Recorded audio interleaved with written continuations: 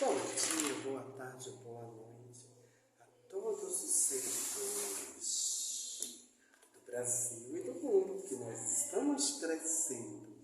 Então vamos agradecer por tantas coisas boas acontecendo. Vamos agradecer pela prosperidade. Vamos agradecer por energias de luz e paz. A vela representa luz, a vela representa sabedoria e iluminação. Ontem eu coloquei uma carta para uma pessoa, o tarô, né? Nada melhor do que explicar sobre isso. Vamos falar um pouquinho sobre o tarô. Vamos falar. O tarô, como praticante da arte, como você é capaz de ver o futuro, né? Aí é no contexto de adivinhação. Bem, já mencionamos a canalização e o pêndulo, mas um dos instrumentos mais comuns e populares usados por bruxos e não bruxos, é o tarô, que pertence à categoria de adivinhação conhecida como cartomancia, ou adivinhação pelas cartas. As cartas do tarô são as mais antigas cartas de baralho, conhecidas, no entanto, sua origem exata perdeu-se nas areias do tempo. A teoria... Deixa eu botar aqui, porque vocês visualizam melhor, né?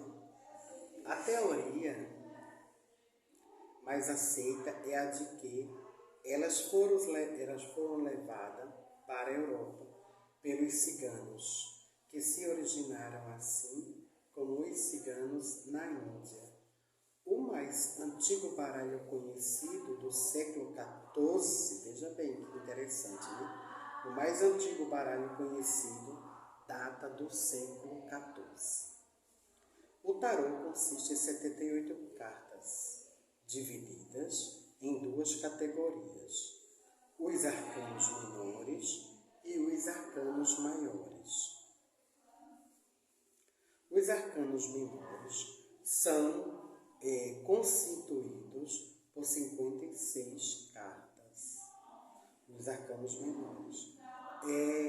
Nos estudos que eu venho acompanhando, que eu tenho até uma seguidora, nós iniciamos o tarô, o estudo do tarô, com o arcano maiores. Iniciamos estudos com arcano maiores. Aí a gente vai colocando cartas para gente, para amigos, né? E assim a gente vai desenvolvendo a sensibilidade da adivinhação. Foi os arcanos menores que no baralho originou-se os naipes do tarô. São espadas, pêndulos, algumas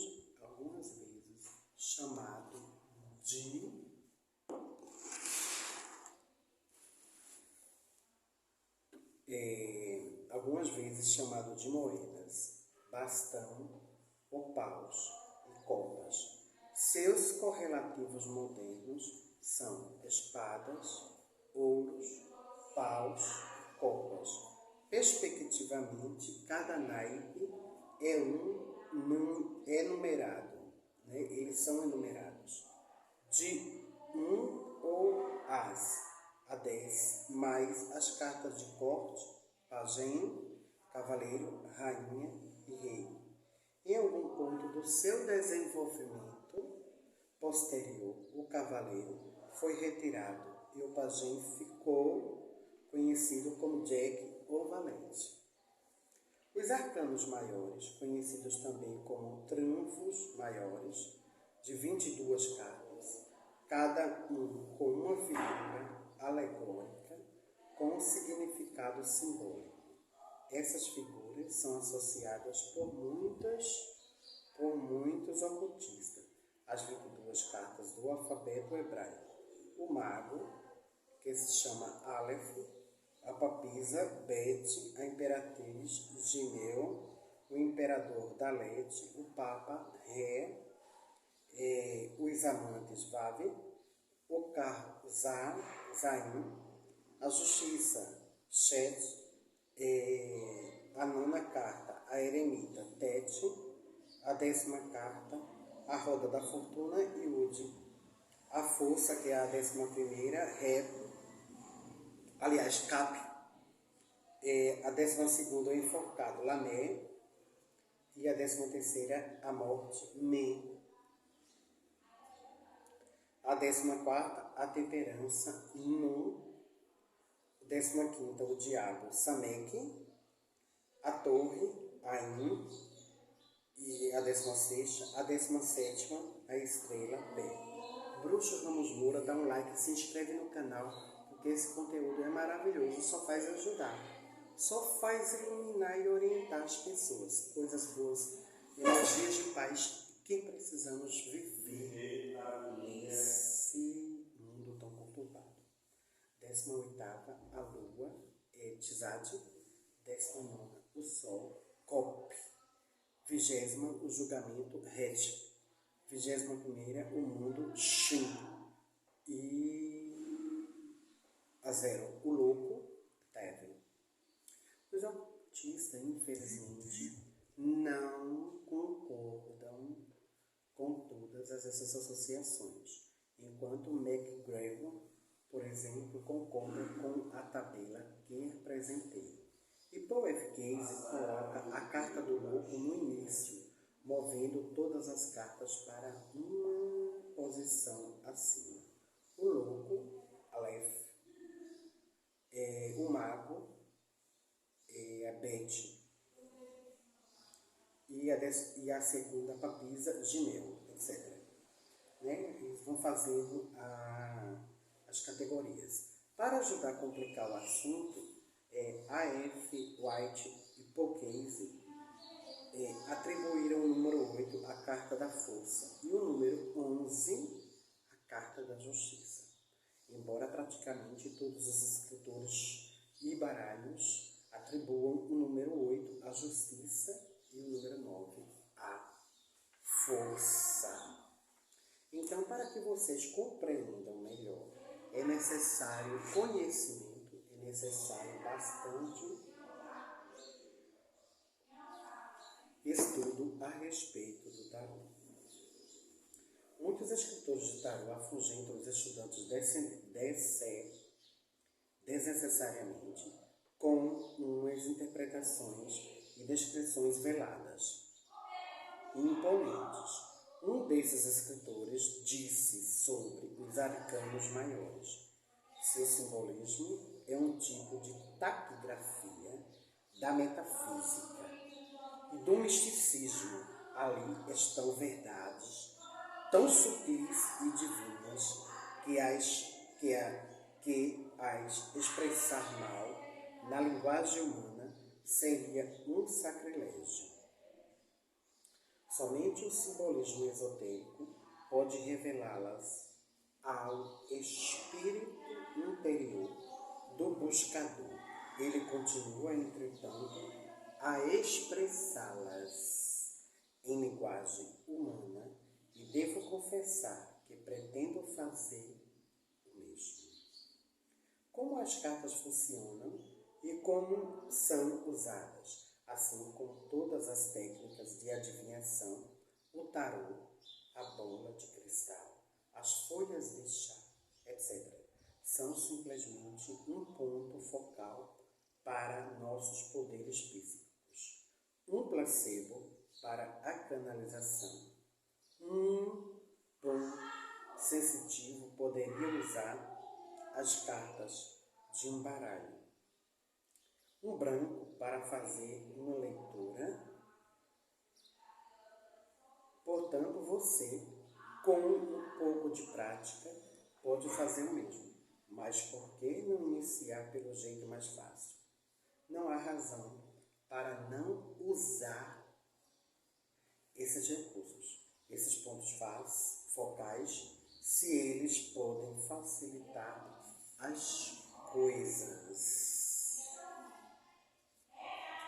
Esse trecho ele é bem grande, mas eu vou terminar aqui. Existem muitas sequências de cartas e tiragens possíveis, né? A qual a gente vai ver mais adiante aqui. Todos parecem ter uma tiragem favorita. Nesta ligação, examinarei 2 ou 3 delas.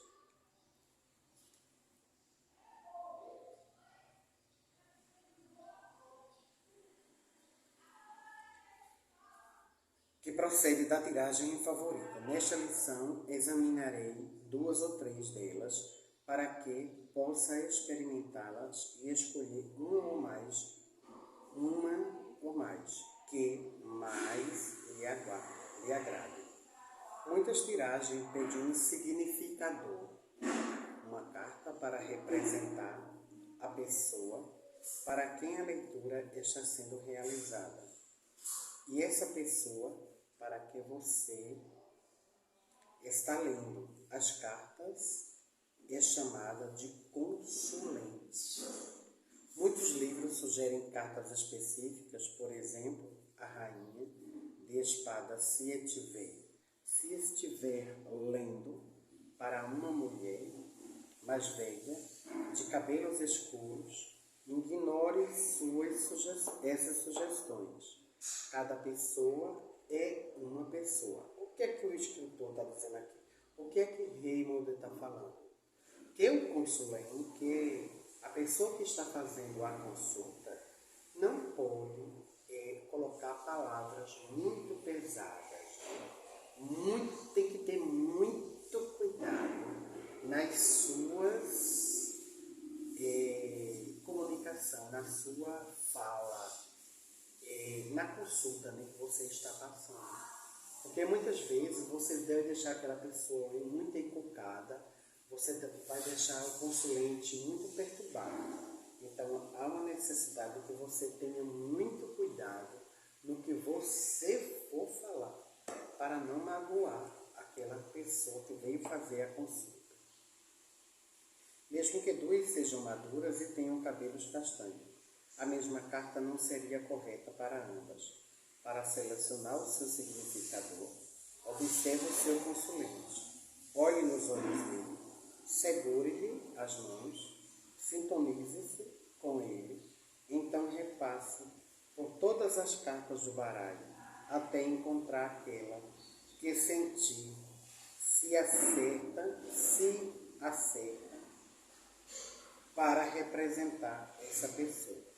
Você pode fazer isso várias vezes até identificar a carta certa, ou pode simplesmente sortear uma carta. Pegue essa carta e dê o resto do baralho ao consulente. Ele deve manuseá-lo, embaralhá-lo, concentrando-se num problema ou numa questão específica. Depois de alguns instantes, ele deve cortar o baralho com a mão esquerda e dispô-lo da mesa à esquerda, à medida que o divide em 3 mundos separados. Mas a gente vai ver várias formas de divisão aqui. Vai ver essa, vai ver essa, vai ver essa daqui. Então foi visto aqui uma forma entre 1, 2, 3 bloquinhos, né? Você deu para a pessoa embaralhar. A pessoa cortou, o consulente fez, até pegou a cartinha e deu para...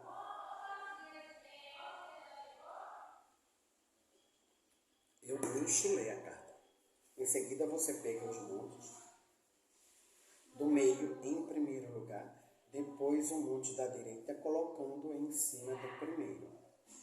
E em seguida o monte restante que vai em cima das demais.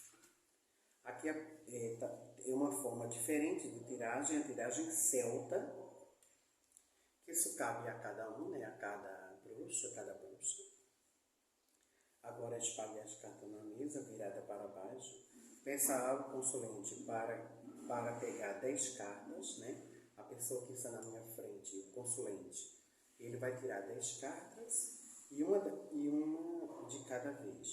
Essas serão as 10 cartas que você usará para a leitura. A primeira tiragem que descreveremos é uma das mais usadas e precisas. É conhecida como a antiga tiragem celta. Coloque o significador, a carta que escolheu, para representar o consulente, voltando para cima. No centro da mesa, essa carta mostra ou indica a fachada da pessoa. Mostra o tipo de impressão que ela gosta e que as pessoas têm dela. Essa carta é então coberta pela primeira carta que o consulente pegou, com a face voltada para baixo. Essa carta representa aquilo que o encobre. Sobre essas duas cartas é colocada na horizontal. Na segunda carta escolhida pelo consulente, ela representa o que cruza o caminho do consulente. A terceira carta é colocada mais acima, a coroa, e a quarta mais abaixo, o que é inferior a ela. À direita é colocada a quinta carta, e representa o que está atrás dela. À esquerda é colocada a sexta carta, que representa o que está diante dela. Então é necessário bastante estudo, é necessário bastante conhecimento para que você compreenda o tarô. Mas se você já tiver uma mediunidade mais aguçada, se você tiver uma intuição mais desenvolvida, com certeza você se dará muito, muito bem com a colocação do tarô. As 4 cartas restantes são colocadas à direita na ordem em que são tiradas, uma acima da outra, 7ª, 8ª, 9ª, 10ª. Ele mesmo, sua casa, seus medos e a esperança, e resultado final, respectivamente. As cartas são... Desculpa aí, viu, gente? Desculpa aí, que esse trecho é bem grande. Deixa eu ver aqui como foi que parou aqui. Deixa eu ver aqui só um momentinho, tá bom? Foi a 93. Então essa daqui vai ser registrada com 94. Pronto. Aí ele diz bem aqui, coloca-se sobre essas duas cartas, é colocada na horizontal. A segunda carta escolhida pelo consulente representa o que cruza, né? As 4 cartas restantes são colocadas à direita na ordem em que são tiradas, uma acima da outra. A 7ª e 8ª carta, a 9ª e a 10ª, ele mesmo, sua casa, seus medos, a esperança e resultado final da respectiva. As cartas são então viradas, uma de cada vez, enquanto você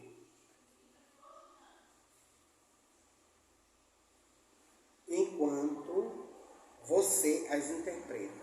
O que eu explico logo em seguida, de acordo com a posição em que estão. Quanto ao significado de cada posição, saiba que a primeira